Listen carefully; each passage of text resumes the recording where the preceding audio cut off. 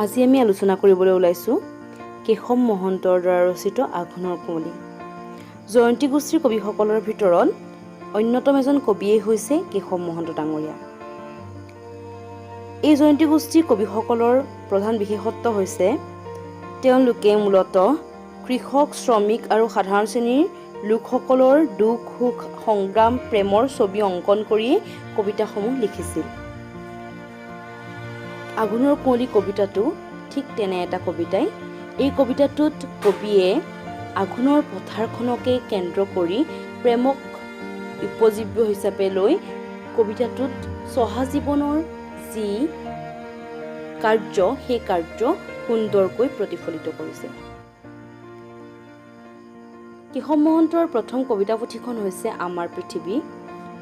পৰৱৰ্তী সময়ত আগন্তুক, তোমাৰ তেজ, মোৰ শুকান কলিজাৰ কুঁহিপাত, ৰ'দ চিকমিক, কুঁৱলী আঁতৰি যা, দিশ ধৱলী বৰণ, বুকুত এজাক ধুমুহা আদি কাব্যগ্ৰন্থ তেওঁ প্ৰকাশ পায়। মোৰ যে কিমান হেঁপাহ তেওঁৰ দ্বাৰা ৰচিত গীত সংকলন। শিশুৰ বাবে তেওঁ লিখিছিল উমলা ঘৰ মা আমি শদিয়ালৈ যাম। মোৰ যে কিমান হেঁপাহ এই কিতাপখনৰ বাবেই, গীতি কবিতাখনৰ বাবেই তেওঁ সাহিত্য অকাডেমী বঁটা লাভ কৰিবলৈ সক্ষম হৈছিল। আমি যদি কবিতাটোলৈ মন কৰোঁ তেতিয়াহ'লে আমি দেখিম কবিতাটোৰ আৰম্ভণিতেই কবিয়ে আঘোণৰ এজাক কুঁৱলীক লৈ কেনেকৈ মানুহৰ চহা জীৱনৰ সম্পৰ্ক ঘটে, মানুহৰ প্ৰেমৰ সম্পৰ্ক ঘটে, এই কথা সুন্দৰকৈ প্ৰকাশিত কৰিবলৈ যত্ন কৰিছে। তেওঁ লিখিছে, আঘোণৰ কুঁৱলীয়ে বাট ভেটি কৰিছে আমনি, একোকে নমনি। কুঁৱলী নথকা হ'লে দেখিলোহেঁতেন বা পতাসোণ বৰণীয়া ধানৰ আচল, দেখিলোহেঁতেন বা লিহিৰি লিহিৰি ঢেৰ আঙুলিয়ে মুঠি মৰা কেঁচেচ চিকমিক খৰকাচিবোৰ, দেখিলোহেঁতেন বা খোপা বন্ধা মূৰবোৰ ওপৰলৈ তুলিবলৈ সময় নোপোৱা। কবিয়ে ক'ব বিচাৰিছে যে আঘোণৰ এই কুঁৱলীজাকে কবিক বৰকৈ আমনি কৰিছে, কাৰণ এই কুঁৱলীখিনিৰ কাৰণে কবিয়ে একোকে মনিব পৰা নাই।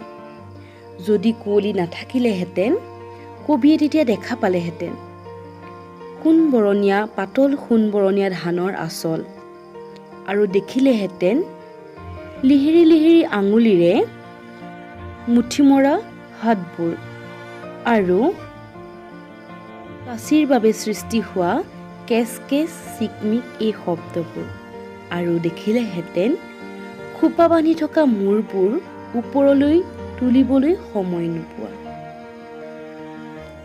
দেখিলোহেঁতেন বা পতাসোণ পথাৰত লঘু পৰিহাসময় হাঁহিবোৰ তেওঁ হালধীয়া, আৰু কবিয়ে দেখা পালেহেঁতেন সোণবৰণীয়া পথাৰত লঘু পৰিহাসময় হাঁহি, অৰ্থাৎ তেওঁলোকে বিভিন্ন কথাৰ মাজতে মাৰা যি হাঁহি, সেই হাঁহিবোৰ, সেইবোৰ হাঁহি কেনেকুৱা, তেওঁ হালধীয়া। তেল আৰু হালধি, তেওঁ হালধীয়া শব্দটোৰ অৰ্থ হৈছে তেল আৰু হালধি। এই তেল আৰু হালধি চহা জীৱনৰ লগত ওতঃপ্ৰোতভাৱে কেতিয়া জড়িত হয়, যেতিয়া বিয়াৰ কথা আহে, যেতিয়া এখন বিয়া হয়, যেতিয়া বিয়াৰ অনুষ্ঠান আৰম্ভ হয়, তেতিয়া এই তেল হালধি মানুহৰ জীৱনত জড়িত হয়। আৰু এই পৰিহাসময় হাঁহিবোৰৰ মাজতে কবিয়ে হয়তো ইংগিতেৰে বুজাব বিচাৰিছে এখন সংসাৰ পতাৰ যি আৰম্ভণি, সেই আৰম্ভণিৰ কথা। অলপ নোচোৱাৰ ভাও ধৰি চাবতো পাৰিলোহেঁতেন, এইজাক দাৱনিৰ মাজতে আছিল নেকি সেউতীও মোৰ।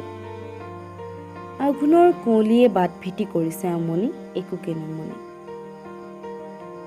কুঁৱলী নথকা হ'লে কবিয়ে অলপ দূৰৰ পৰা নোচোৱাৰ ভাও ধৰিয়েই চাব পাৰিলেহেঁতেন যে এইজাক দাৱনিৰ মাজতে কবিৰ প্ৰেয়সী সেউতী আছিল নেকি বাৰু।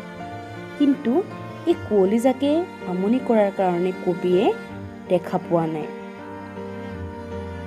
তথাপিও নোৱাৰিনে গম ল'ব বাৰু, এমুকুৰা তামোলৰ পিকৰঙা উঠে উঠে 17 বছৰ হোৱা মুকটোল আঘোণৰ ডালিমী দাঁতত ডাঙৰি বন্ধাৰ লগ বিচাৰি বিৰিঙা তেল আৰু হালধিৰ যা বুলি ঠেলা মৰা খিলখিল হাঁহি, আঘোণৰ কুঁৱলীয়ে কৰিছে আমনি। তথাপি কবিয়ে গম ল'ব বিচাৰিছে যে এমুকুৰা তামোলৰে 2খন ওঠ ৰঙা কৰি থোৱা 17 বছৰ হোৱা শিউটি ইয়াতে আছে নেকি? আৰু মুখ তোল আঘোণ, আঘোণৰ যেনেকুৱা পথাৰখনে কৈ থাকে যে মোক কাট, মোৰ ধান কাট, কাটিবৰ হৈছে, ধান পকিছে, ঠিক তেনেকৈ 17 বছৰ হোৱা সৰসী গাভৰু শিউটিৰ কথাও কবিয়ে গম ল'ব বিচাৰিছে। আৰু কবিয়ে কৈছে যে তেওঁৰ শিউটিৰ দাঁত ডালিমগুটীয়া, আৰু এই ডালিমগুটীয়া দাঁতৰ শিউটিক কবিয়ে ডাঙৰি বন্ধাৰ লগ হিচাপে পাব বিচাৰিছে। সেয়ে কবিয়ে লগ হিচাপে পাব বিচাৰি বিৰিঙা আৰু তেল হালধিৰ কথা ভাবিছে। বিৰিঙা, তেল, হালধি এই কেইপদ বস্তু বিয়াৰ নোৱাওতে, বৰবিয়াত নোৱাওতে ব্যৱহাৰ কৰা হয়। অৰ্থাৎ কবিয়ে প্ৰাক প্ৰকাৰন্তে শিউটিক নিজৰ পত্নী হিচাপে পাব বিচাৰিছে। আৰু যদি কুঁৱলী নাথাকিলেহেঁতেন তেতিয়া ডাঙৰি বন্ধাৰ লগ হিচাপে শিউটিক বিচাৰি যাওঁতে, শিউটিৰ কাষ চাপোতে শিউটিয়ে তেওঁক যা বুলি এটা ঠেলা মাৰি খিলখিলকৈ হাঁহিলেহেঁতেন। কিন্তু আঘোণৰ কুঁৱলীৰ বাবেই হ'ব পৰা নাই এই সকলোবোৰ পৰিঘটনা। সেয়ে কবিয়ে এই আঘোণৰ কুঁৱলীক ভাল পোৱা নাই। আঘোণৰ কুঁৱলীয়ে তেওঁক আমনিহে কৰিছে।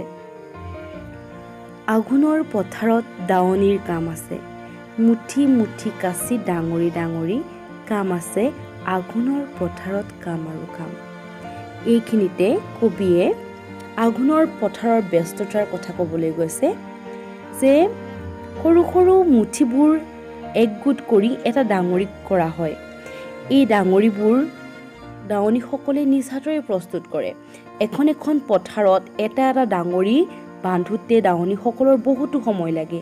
সেই আঘোণৰ পথাৰত দাৱনীসকলে মূৰটো দিবলৈ সময় নাপায়। সেয়ে কবিয়ে কৈছে যে আঘোণৰ পথাৰত কেৱল কাম আৰু কাম। আঘোণৰ আকাশেদি কোনোবা বিললে মন কাহি বনহাঁহ জাকি মাৰি গ'ল। আঘোণৰ এই আকাশখনতেই কবিৰ মন হাঁহো কোনোবা ফালে উৰি গুচি গ'ল বুলি কবিয়ে কৈছে। আঘোণৰ আকাশতে উৰুলিৰ ৰাগি আছে, ৰাগি আছে আঘোণৰ আকাশত ৰাগি আৰু ৰাগি। আঘোণৰ এই আকাশত কবিয়ে উৰুলিৰ ৰাগি দেখা পায়, কিয়নো আঘোণৰ আকাশতে, আঘোণৰ পথাৰতে এজন ডেকা এগৰাকী গাভৰুৰ মনৰ মিল হয়। সেই কবিয়ে আগতে উল্লেখ কৰিছে যে ডাঙৰি বন্ধাৰ লগ হিচাপে তেওঁ শিউটিক পাব বিচাৰে। আৰু এই উৰুলি বিয়াৰ দৰে মাংগলিক অনুষ্ঠানত প্ৰয়োগ হৈ আহে। এই উৰুলিৰ ৰাগিত কবি এতিয়া মাতাল হৈ পৰিছে শিউটিক পাবৰ কাৰণে। সেই হয়তো কবিয়ে আঘোণৰ চহা পথাৰখনৰ মাজত শিউটিৰ সেই প্ৰেমৰ গোন্ধ পাইছে, আৰু এই প্ৰেমৰ মাজতেই তেওঁ আঘোণৰ পথাৰত ৰাগি বিচাৰি পাইছে। আঘোণৰ বাটটোহে কুঁৱলীৰে ঢকা, মন হাঁহ খেদি খেদি বন শেষ হ'ল, আঘোণৰ কুঁৱলীয়ে বাট ভেটি ল'লে। কবিয়ে কৈছে যে আঘোণৰ বাটটো কুঁৱলীয়ে ঢকা, আৰু কবিয়ে নিজৰ মনৰ যি হাঁহ, যি মনৰ আশা, এই মন হাঁহে কবিৰ মনৰ আশাক বুজাইছে। এই আশা কি হৈছে, আশাক তেওঁ খেদি খেদি গৈ সম্পূৰ্ণ শেষ কৰি পেলালে, সম্পূৰ্ণ পথাৰেই শেষ কৰি পেলালে। কুঁৱলী পাৰ হৈ গ'ল তেওঁৰ ওচৰেদি। আঘোণৰ কুঁৱলীয়ে বাট ভেটি ল'লে। আকৌ সেই আশাৰ মাজতো আঘোণৰ কুঁৱলী আহি থিয় দিলেহি। এতিয়া কবিয়ে ভাবিছে, বদেউ আপুনি যে কৈছিলে শিউটিৰ কথা, মোৰ কথা শিউটিয়ে কৈছিলে জানো? এইখিনিতে কবিৰ মনলৈ আহিছে যে তেওঁৰ মাতৃয়ে শিউটিৰ কথা কৈছিলে। সম্ভৱতঃ মাতৃৰ কথাতেই কবিয়ে শিউটিক আপোন কৰিব বিচাৰিছে। কিন্তু শিউটিয়ে জানো কবিৰ কথা কৈছিলে, এই কথা কবিয়ে জানিব বিচাৰে। আঘোণৰ কুঁৱলীতে ধাননি লুকালে, আঘোণৰ কুঁৱলীয়ে দাৱনি ঢাকিলে, আঘোণৰ কুঁৱলীতে শিউটি হেৰালে। ডাঙৰি বান্ধিম বুলি তৰাজৰী তোলাতে থাকিল। এই আঘোণৰ কুঁৱলীৰ মাজতেই গোটেই ধাননিখন নোহোৱা হৈ গ'ল। আঘোণৰ কুঁৱলীতেই দাৱনীও লুকাই পৰিলে। এই আঘোণৰ কুঁৱলীৰ মাজতেই তেওঁৰ মৰমৰ সিহঁতিও হেৰাই থাকিলে। আৰু ডাঙৰি বান্ধিম বুলি যি তৰাজৰী তুলিছিলে সেয়া তোলাতে থাকিলে। অৰ্থাৎ কবিয়ে, আমি অলপ আগতে আলোচনা কৰিছোঁ যে ডাঙৰি বন্ধাৰ লগ বিচাৰি, অৰ্থাৎ তেওঁ গোটেই জীৱনৰ বাবে তেওঁক বিচাৰিছে। তৰাজৰীও বিয়াৰ লগত জড়িত, আৰু এই তৰাজৰীৰে আচলতে তেওঁৰ জীৱনৰ লগত সিহঁতিক বান্ধিব বিচাৰিছে, একাত্ম কৰিব বিচাৰিছে। কিন্তু সিহঁতি নোহোৱাৰ বাবে, সিহঁতিক নেদেখাৰ বাবে সেই কাম সম্ভৱপৰ হৈ পৰা নাই। আৰু সেই কবিয়ে শেষত কৈছে যে তেওঁৰ জীৱনৰ যি আশা, সেই আশা কৰাতেই থাকিল, সেইকাৰণে তৰাজৰী তোলাতে থাকিলে বুলি কৈছে। আমি যদি গোটেই কবিতাটো মন কৰোঁ, তেতিয়াহ'লে আমি দেখিম যে সম্পূৰ্ণ কবিতাটোত আমি এখন চহা জীৱনৰ লগত জড়িত আঘোণৰ পথাৰ দেখা পাওঁ। সেই পথাৰত চহা জীৱনৰ যি দৈনন্দিন কাৰ্য সেয়া দেখা পাওঁ, আৰু লগতে দেখা পাওঁ ডেকা গাভৰুৰ মাজত আদান প্ৰদান হোৱা এটা মনৰ, এটা প্ৰেমৰ ভাৱৰ। এই প্ৰেম শাশ্বত, এই প্ৰেম কবিয়ে সম্ভৱ কৰি তুলিছে আঘোণৰ কুঁৱলী ভৰা পথাৰখনৰ মাজতে, কল্পনাৰ জৰিয়তে। কিন্তু এই আঘোণৰ পথাৰৰ যি প্ৰেমৰ ৰাগী, উৰুলিৰ ৰাগী, ডাঙৰি বন্ধাৰ যি ৰাগী, এই ৰাগীৰ মাজত কোনোবাখিনিতে যেন আঘোণৰ কুঁৱলীয়ে তেওঁক বাধা প্ৰদান কৰিছে। আৰু এনেদৰেই সকলোখিনি আঘোণৰ পথাৰৰ লগত জড়িত মানৱ জীৱনৰ সকলো আশা, অনুভূতি, আকাংক্ষাক লৈ আঘোণৰ কুঁৱলী নামৰ এটা সাৰ্থক চহা জীৱনৰ কবিতা সৃষ্টি কৰিছে। এই কবিতাটোৰ মাজেৰে কৃষক জীৱনৰ সহজ সৰল এখনি চিত্ৰ আমি দেখা পাওঁ।